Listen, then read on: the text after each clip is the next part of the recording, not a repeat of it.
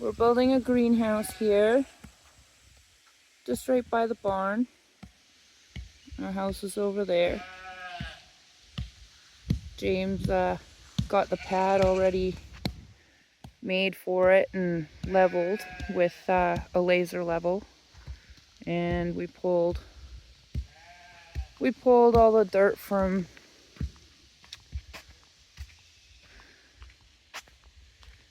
one second here. This mound right here. The side of our of the road coming into our property is full of mounds like this. You've seen me knock down a few. We had a couple really big ones over there that we've now leveled out, and my guess is that they were a result of the original road construction back when this property was owned by a logging company. But yeah, we're gonna have a greenhouse here, and we don't have a gas-powered plate tamper, so James brought home a manual one. He's trying to get all the soft spots out because we're expecting rain tonight. Hopefully it does the job. Hard-working man he is.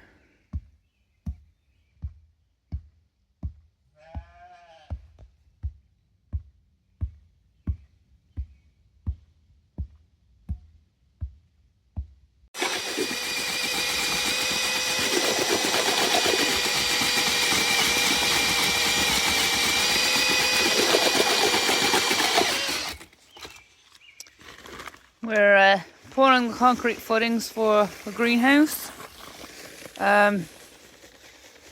Hey, Nova Scotia, man, I tell you, the wind just takes off with everything. It is, I swear to God, our primary nemesis here.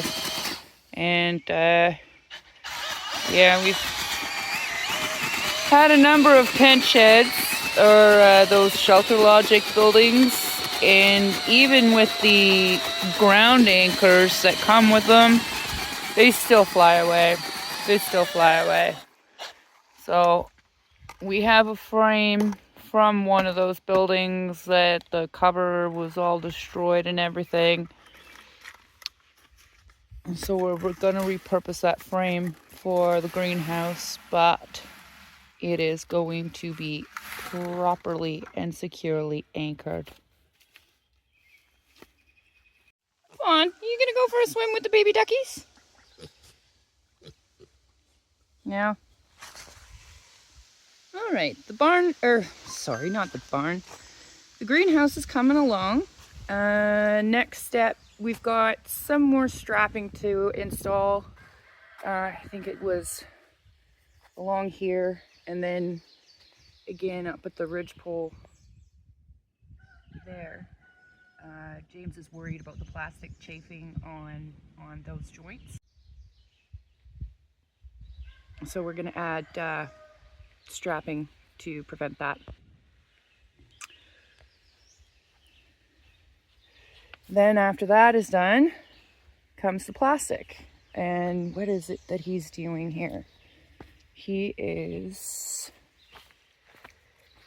basically going to be installing the plastic by putting these pieces of lath over and screwing through, or no, stapling through. And here, the door, we have an industrial 36-inch glass door that we salvaged from a renovation job 4 years ago. But yeah, it's just one solid pane of glass, so that'll work great for this. And I installed trellising along the north wall,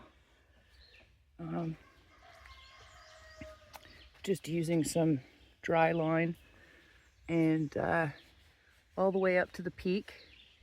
One of the plants that I'm planning on growing in here is loofah. I've got some started. And apparently they can get about 30, even 40 feet long. So that ought to take care of them. We'll see. We'll see. It'd be nice to be able to grow stuff in the cooler months for sure. This box is actually 3 separate boxes that we had at our old house, and they're quite rotten, but they'll work for now. 2 were exactly the same size, and 1 was the same length but just narrower. So I'm thinking we might just do some herbs along the front here, and yeah, all the climbing plants along the back. I've got 2 more loofah to go in. I'm just waiting for this one to come up a bit more before I transplant these 2. And then got hyacinth bean there, there, and there. And I'm not sure what I'll do with the rest of this bed. Probably peppers. James really, really likes his hot peppers. And I do have, we've got 3 ghost peppers here. And these ones haven't germinated yet. I've got habanero and ordinary bell peppers that I planted several weeks ago. I don't know if the weather's just been too cool overnights, because we have had some as low as, I think 8, 9 was about the lowest we had in the last week, which is still a bit too cold for peppers and things, but it's coming along. Oh, and along that back wall there, I'm going to put a workbench. And we also have an oil stove that doesn't require any electricity. So that will go underneath the workbench. And it just works off of gravity. And we've got a lot of waste oil here. So we may even be able to heat this throughout the winter. It'd be very cool to see. Right, Fawn? What do you think, Fawn? You digging around the foundations? Silly girl. It rained yesterday, so everything got slimy. Gotta love the clay. The greenhouse is basically done. We have the plastic on, and this glass door that we've only been holding on to for 4, 5, maybe even 6 years now is finally gotten put to use.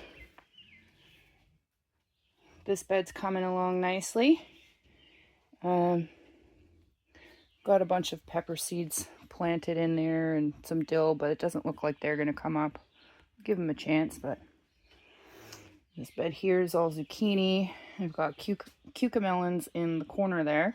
They haven't done anything yet, but these guys came up fast. I only just planted them 6 days ago, 5 days ago.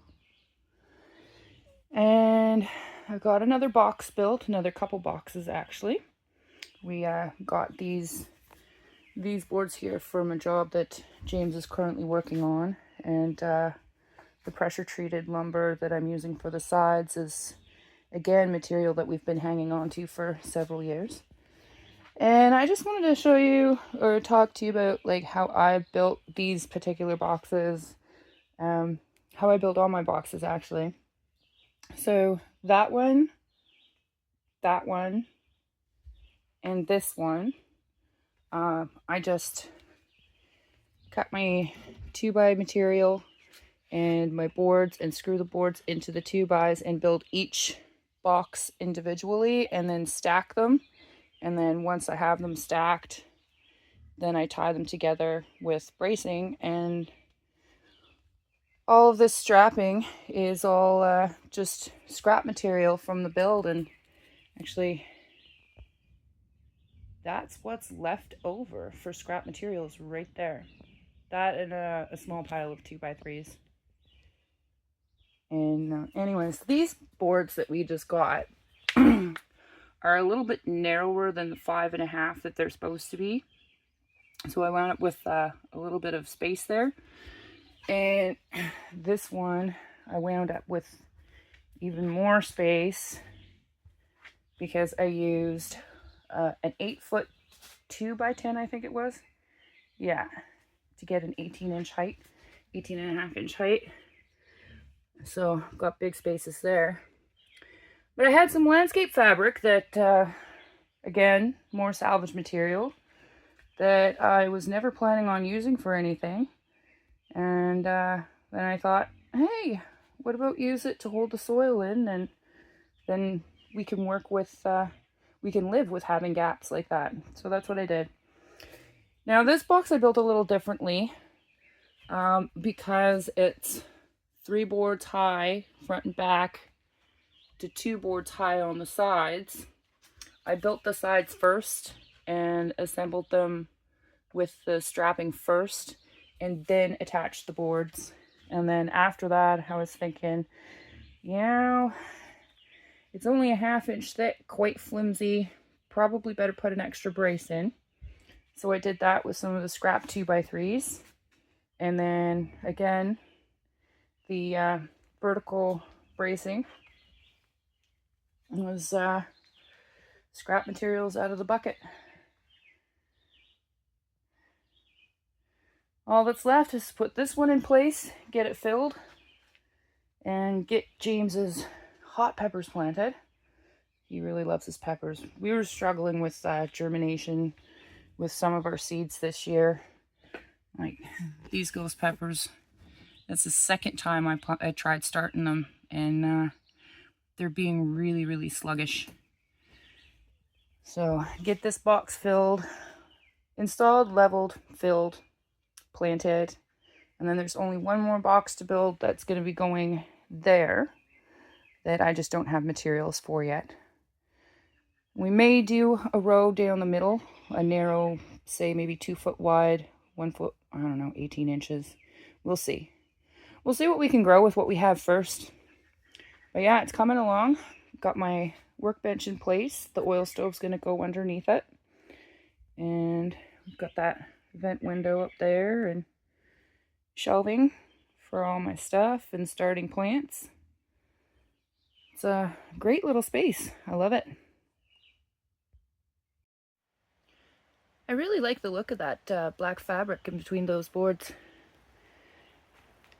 Got James's peppers in. This one's not happy at all. This building gets extremely, extremely hot on our really, really sunny days, even with the door and the window open. I've got a thermometer over here. Let's see, the sun just poked out and it says 35 degrees. That needle has been buried all the way down right around here. So over 50 degrees Celsius is what it's been in here. So I wound up actually cutting a couple more window openings. Let's see if I can, there we go. Zoom out a bit. And with the breeze right now, it feels like it's really helping. But I think I'm gonna wrap this up. The oil stove won't be going in for quite a while. Not until, probably not until October, November. But nothing in there's really come up except for a corn I had that I transplanted. Zucchini's all doing good. 3 cucamelons came up. And this ghost pepper is a lot happier being in the ground. And we got one little habanero decided to poke up. But yeah, I think that's it. I might do a video in the winter on the oil stove and how that works. With any luck, we'll be able to keep this building above freezing anyway. And nice little touch from James doing his concrete work there. All right, see you guys later.